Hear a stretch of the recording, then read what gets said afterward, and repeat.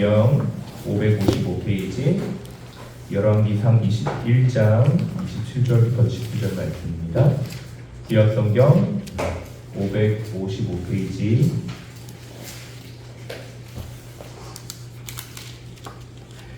열왕기상 21장 27절부터 29절까지 말씀을 함께 읽겠습니다. 아합이 이 모든 말씀을 들을 때에 그의 옷을 찢고 굵은 배로 몸을 동이고 금식하고 굵은 배에 누우며 또 풀이 죽어 다니더라. 여호와의 말씀이 블레셋 사람 엘리야에게 임하여 이르시되 아합이 내 앞에서 경비함을 내가 보느냐. 그가 내 앞에서 경비함으로 내가 재앙을 저의 시대에는 내리지 아니하고 그 아들의 시대에야 그의 집에 재앙을 내리리라 하셨더라. 아멘. 예, 오늘은 화요일 또 주제 예배로 하나님 앞에 예배를 드립니다. 하나님은 회개를 참 좋아하십니다 라는 제목으로 함께 말씀을 나누겠습니다. 어저께 병원에서 무릎 수술을 하셨던 김영열 목사님을 만나서 잠시 교제를 했습니다. 본인이 이제 외래 진료를 보는 날이기도 하고 또 환자분들을 데리고 이렇게 같이 오셔가지고 진료를 보시고 잠깐 이렇게 짬이 나서 교제를 나눴는데 이런 말씀을 하세요. 제가 목사님 말씀하시기에 제가 여러 가지 부족한 게 참 많이 있지만 그래도 하나님께서 저를 사랑해 주시고 지금까지 붙들어 주시고 사용해 주신 것은 제가 하나님 앞에서 회개를 참 잘해서인 것 같아요. 그렇게 얘기를 하시더라고요.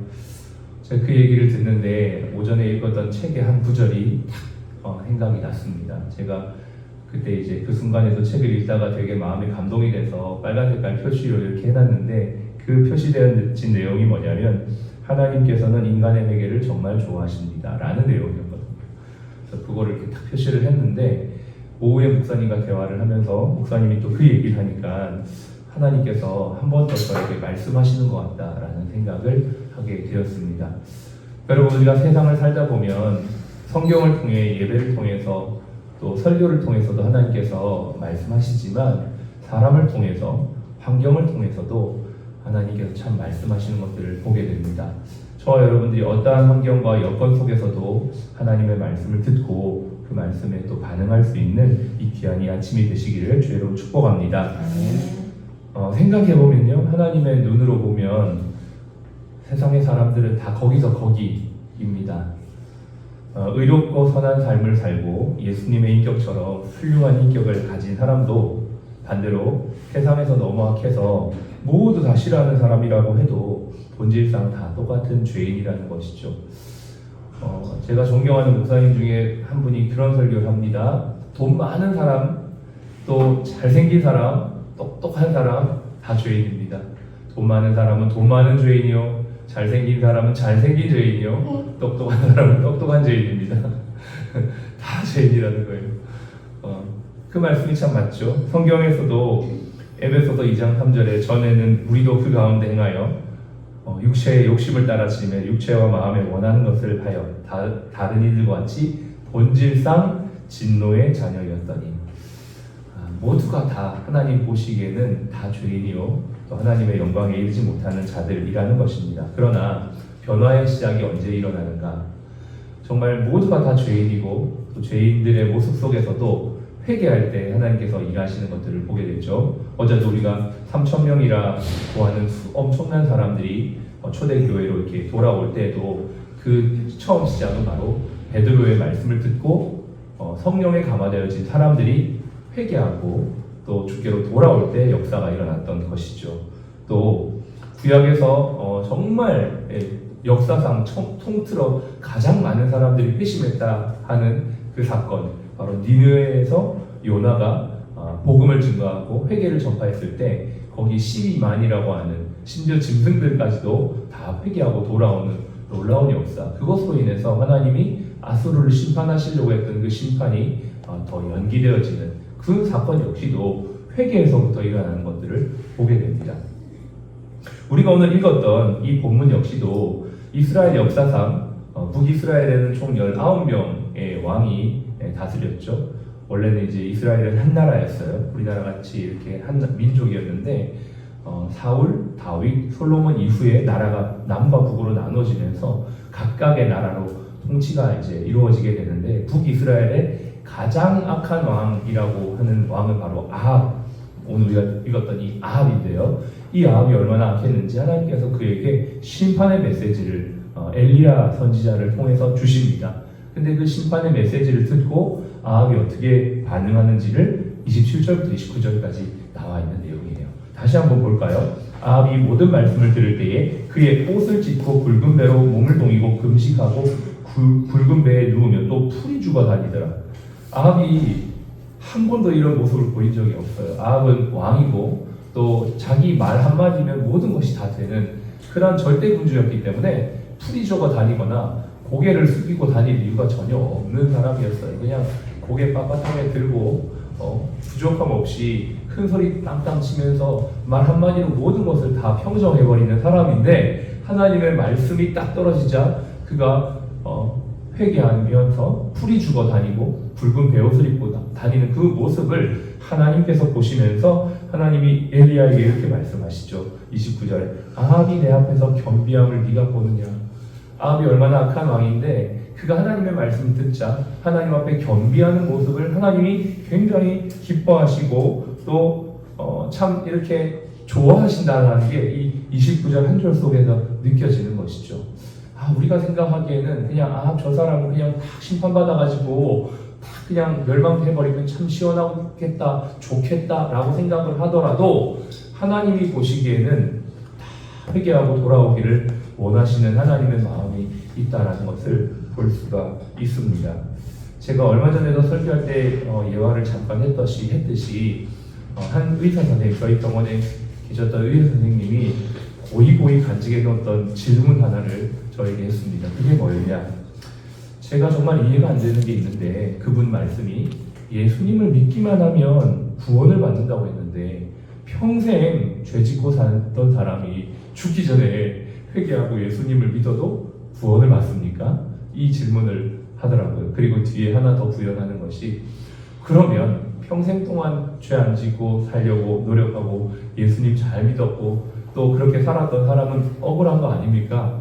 이런 질문을 하시는 거였습니다. 여러분 어떻게 생각하십니까? 평생 동안 하나님 안 믿고 죄 짓다가 마지막 죽기 전에 회개하고 돌아와서 예수 영접하는 사람을 주님이 어떻게 하실까요? 구원하실까요? 이 말씀에 의하면 어떻게 하실까요? 주님은 그런 사람도 구원하시죠. 하나님은 회개하는 그 한 사람을 주께로 인도하는 좋으신 하나님이시기 때문에 그렇습니다. 하나님을 떠나서 평생 악하게 살아온 사람이라 할지라도 마지막 순간 회개하고 예수님을 믿는다면 그분을 구원하시는 분, 그분이 바로 하나님이십니다. 지난주에 김기화 성도라고 하는 분에게 세례를 줬습니다. 이분 역시도 평생 예수님을 안 믿었던 분이세요. 그런데 예수님을 전하고 복음을 전하니까 받아들이는 거예요.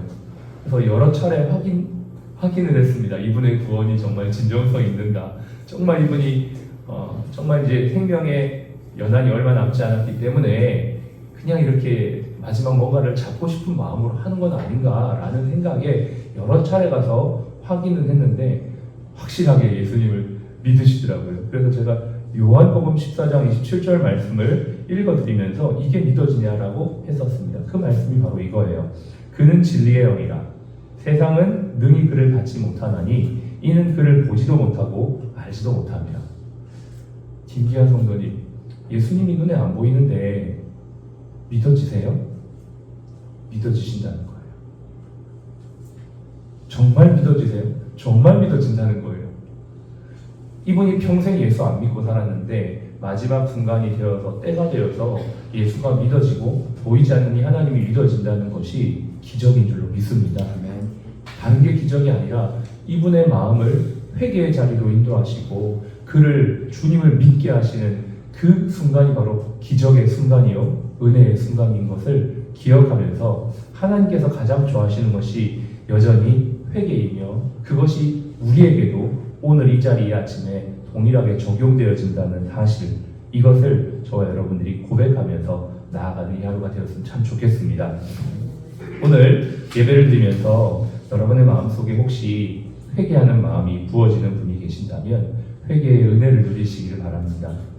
정말 내 삶의 주인이 예수 그리스도이시고 또 내 삶을 인도하시는 분이 그분이시라는 이 사실들을 진심으로 믿고 주님 앞에 나아가는 은혜, 그 은혜의 자리를 주님이 가장 기뻐하시는 줄로 믿습니다. 예수님께서 누가복음에 말씀하셨어요. 내가 의인을 부르러 온 것이 아니고 죄인을 불러 회개시키러 왔노라. 주님이 이 땅에 오신 이유가 바로 그것이죠. 바로 저와 여러분들이 오늘 있어야 될 자리가 어디일까요? 바로 회개의 자리인 줄로 믿습니다. 악인의 자리, 오만한 자의 자리, 죄인의 자리에 앉지 아니하고 오직 회개의 자리, 그 자리가 은혜의 자리요 복된 자리인 것을 믿습니다. 우리가 있는 이 자리가 그러한 시간이 되었으면 좋겠고, 우리 병원을 통해 그러한 많은 회개의 역사들이 직원들과 또 우리 환우들에게 일어날 수 있게 해달라고 이 아침 함께 기도하며 나아가겠습니다. 같이 함께 기도하겠습니다. 여러분 함께 이 시간 내 삶의 주인이 다시 한번 예수 그리스도 그분인 것을 고백하며 그분께 더 가까이 가는 이 하루가 될 수 있게 해달라고 우리 자신을 위해서 기도했으면 좋겠습니다. 선교를 통하여서 정말 내가 얼마나 죄인인지를 깨닫고 내가 얼마나 연약한지를 깨닫는 것, 그것이 하나님께서 선교를 계획한 섭리와 계획 중에 하나 있지 않을까요?